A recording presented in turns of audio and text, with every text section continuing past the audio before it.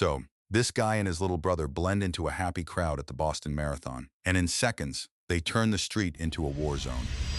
Why? So here's what happened.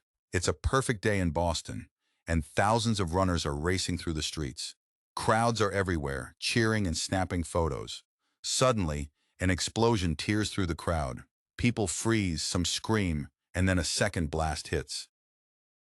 Total chaos hits. Sirens blare, smoke fills the air, and people run for their lives. The street is a mess, glass, blood screaming everywhere. But how did we get here? Meet Tamerlan. He's 23, living in Boston, and originally from the former Soviet Union. Tamerlan is obsessed with boxing, training like he wants to go to the Olympics. He dreams of wearing the red, white, and blue. But in 2010, the U.S. boxing authorities say you have to be a citizen to compete. Tamerlan isn't.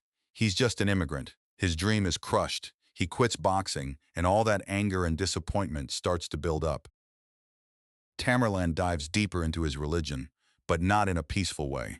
He falls into extreme, radical beliefs. In his mind, the U.S. isn't just a country that ruined his dream, it's now an enemy. The more he falls down this path, the more dangerous he becomes. In 2012, Tamerlan leaves Boston and heads to Dagestan, Russia. No one knows exactly what he does there, but rumors say he meets with extremist groups and soaks up violent ideas. 6 months later, he comes back to Boston, even more hardcore. Now his little brother Johar comes into the story. Johar is 19, a college kid, smart and laid back. But under Tamerlan's influence, he starts to change. Soon the brothers are bouncing ideas back and forth, getting deeper into radical plans. They decide to hit America where it hurts. They want to cause maximum pain. So they plan and do their research. They learn how to make pressure cooker bombs and gather all the materials. They pick their target, the Boston Marathon. It's packed with runners, families, and tourists. Tamerlan and Johar blend into the crowd, backpacks on, each carrying a bomb. Tamerlan drops his near the finish line. Johar plants his a little further down. Minutes later, the first bomb erupts, then a second explosion. The whole street turns into a disaster zone, glass, blood, screaming. People run for cover. Over 260 people are wounded. 3 lives are lost. The FBI and every cop in Boston jump on the case. They collect every bit of evidence, security cam footage, cell phone videos, anything. Eventually, they grab blurry images of the 2 suspects. They don't know who they are yet, but they've got faces.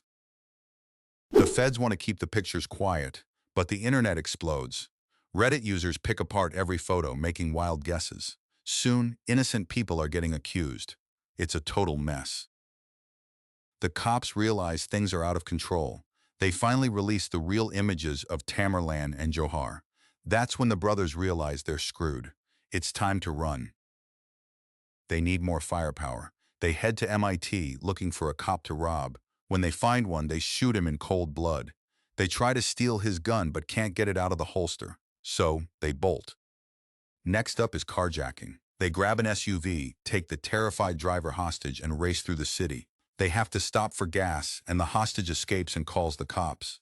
Police swoop in. Tamerlan opens fire, and Johar tosses pipe bombs. Cops tackle Tamerlan, but Johar panics and runs over his own brother trying to get away. Tamerlan dies in the street. Johar ditches the car and hides in a random guy's boat. He crawls inside, covers himself with a tarp, and waits. For 15 hours, the city is locked down. Finally, the boat's owner checks, peeks inside, and finds Johar, bloody and desperate. Cops swarm and arrest him. He goes to trial, gets found guilty, and is sentenced to death. If you want more wild true crime stories, hit subscribe and join us for the next one.